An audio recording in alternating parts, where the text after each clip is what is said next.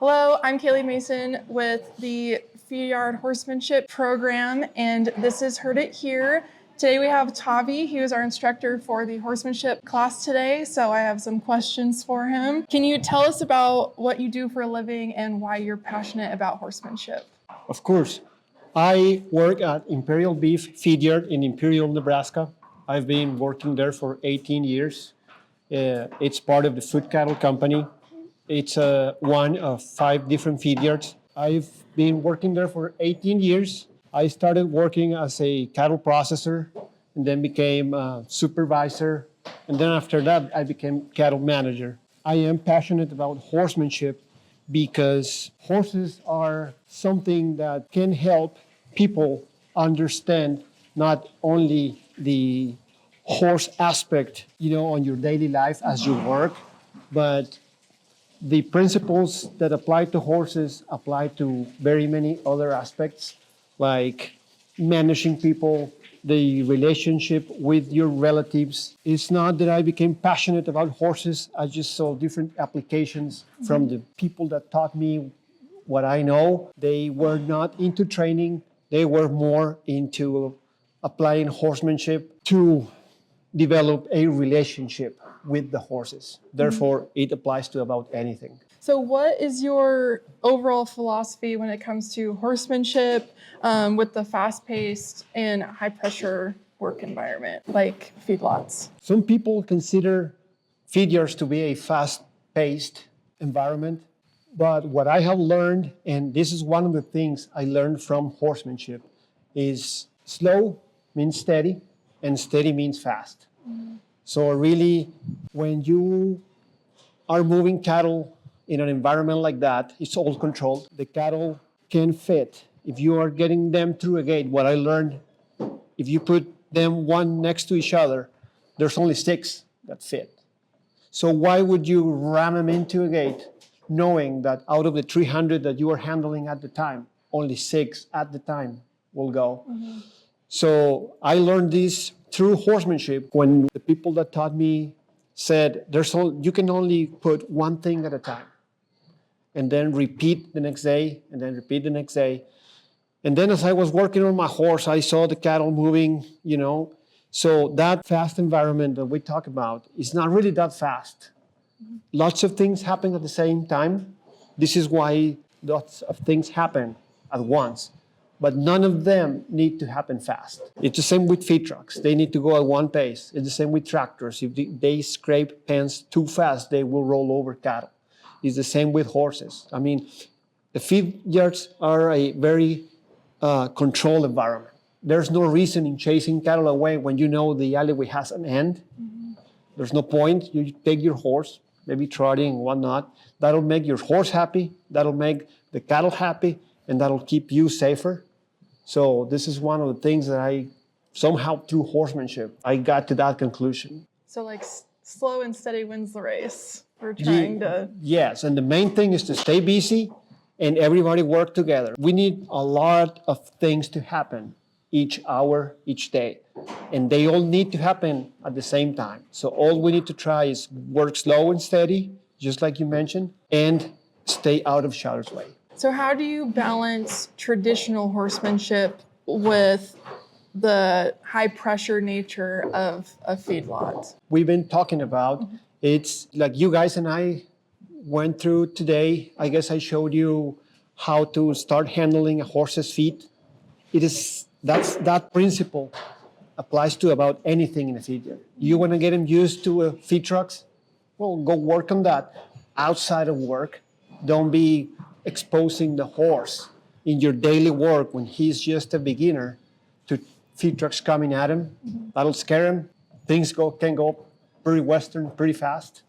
But if you have, access to all those things and use them to your advantage, you can have a buddy, hey, why don't you drive this feed truck around and I'll just walk behind you. When horses feel that they can move something, they gain confidence.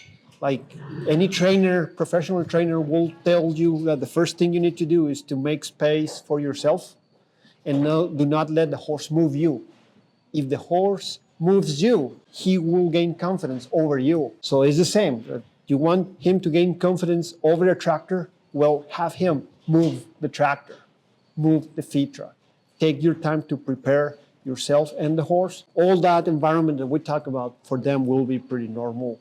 So do you think that some of the horsemanship that we use in the feed yard, does a lot of that apply to like what you would use outside of the feedlot? Do you feel like a lot of the principles are the same? Absolutely, they are all the same. Horsemanship is horsemanship. The language that the horses understand is only one. It's horse. We have received some people from the dressage world that comes because they want to work with cattle.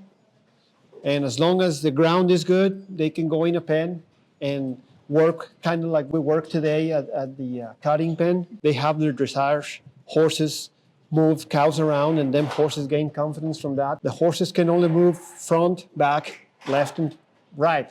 Every principle is applicable to anything else. Today you worked with different level of riders, the past 2 days. So how do you tailor that to different experience levels? I try to make sure that all the basics are there for both the horses and the people. Basic maneuvers. Once they are there, they become pretty solid for both the people and the horse. And as long as we know how to stay safe, we can only gain confidence from there. Like we saw one of the guys going too fast yesterday and be out of control. And today he went fast again, this time dollied up with a dummy, and he was able to control it. So I think as long as people know that they can be safe, they can only be gaining confidence and more confidence. And the challenge is to try to stay educated, because sophisticated maneuvers are just a combination and refinement of basic maneuvers. There's nothing else. As long as we stay educated and trying to learn, we can always improve. There's no end to horsemanship. I mean, no one knows the end, really. It's always improving. I heard a guy saying once, how would you feel if you could not be afraid of any horse in the world? Not one. There was no horse in the world that you would be afraid of, thanks to the knowledge that you can accumulate. And then someone can say, well, that's a mountain too high to climb. So it all depends on how much you like to climb. So if you like it a lot, if you enjoy it and have fun and love it, really what you want is a never-ending mountain. There's that. That's a really cool way to think about that. So do you incorporate cattle handling techniques into your horsemanship classes, and how and why? The cattle handling, like horses, they are natural to cattle, especially in our industry where all of us use mostly quarter horses. Them horses have a natural instinct to connect with the cattle. Really, it all comes down to the pressure and release. So if we know when to push, how to push to influence cattle movement, then we will know when to apply pressure and when to release our horses. We are very blessed in the aspect that we have a lot of cattle in our industry. So really, as long as we have the time, we can pick one cow after another and be looking for the maneuvers or the feel that we want in the maneuvers as our horses learn. And we can pick and choose how and when we want them to move. So I think as long as you be pretty much messing with the cattle, you'll learn how to distinguish improvement. Back again, as long as you stay open and learning, you can always be looking for that improvement. And in our industry, it's an endless source of cattle. So, what are the most common safety issues you see in feed yards, and how do you address them?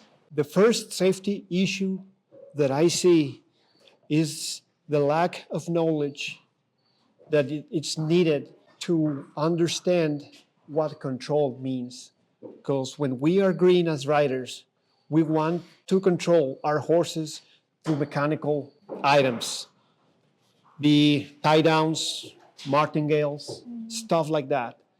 And the more we restrict our horse movement, the more difficult it is for that horse to understand what we want.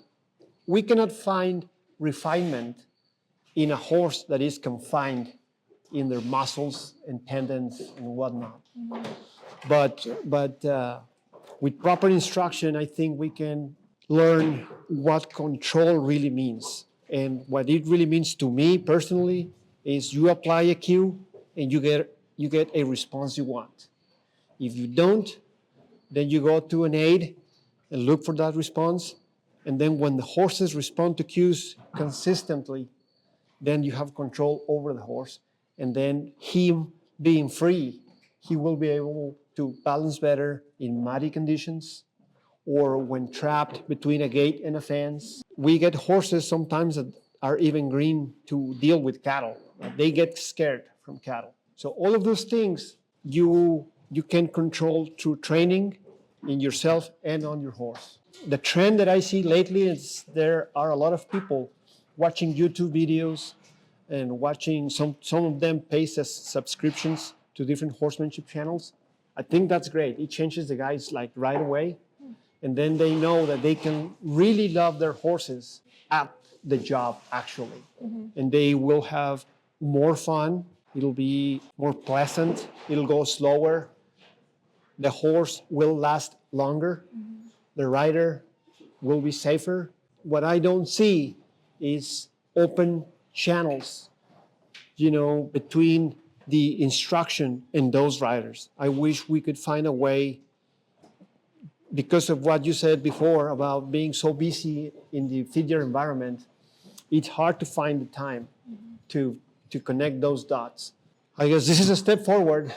The colleges, all of them have horsemanship instructors and they have rodeo coaches. And I see in the years that I've come in here to Colby Community College, I've seen a lot of interest in the young people to go and explore the feed yard world.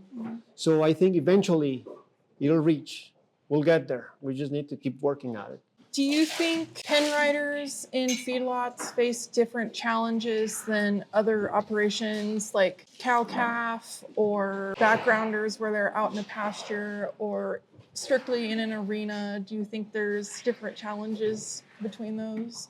Yes. In regards to horsemanship, there's a lot of different challenges. And one of them is we have a lot of generational riders in ranches and pastures and whatnot. We have a lot of first generation riders in feed yards. Usually, myself included, we get a lot of people that come from different countries and they come not looking for a horse job.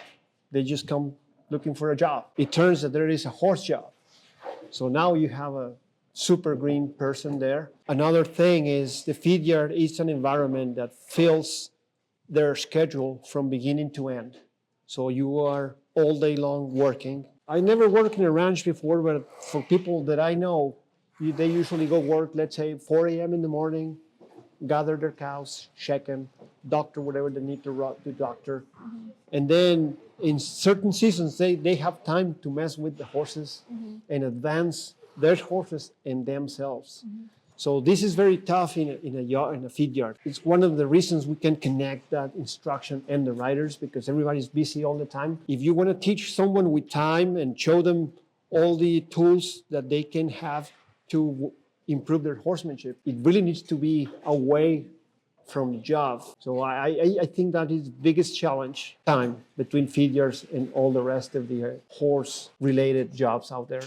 How important do you believe teamwork is between riders, and how do you try to implement that whenever you're training someone new at the feed yard?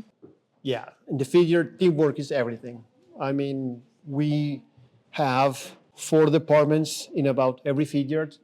That's maintenance, the feed department, the processing department, and the cowboy department. As a feed yard, everybody needs to work together to stay out of each other's way. The cowboys moving cattle and keeping roads open for feed trucks to do their job. Same goes with maintenance, same with processors.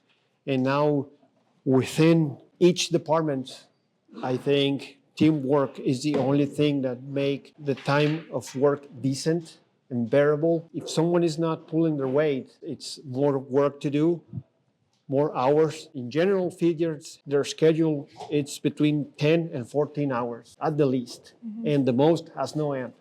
I think the only way people can go back home safe, be with their families and reset their mind and be safer the next day, it's through teamwork.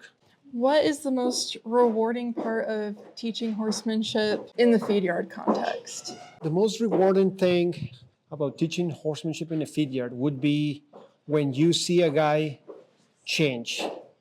I mean, it is a satisfaction to see a horse change for the better.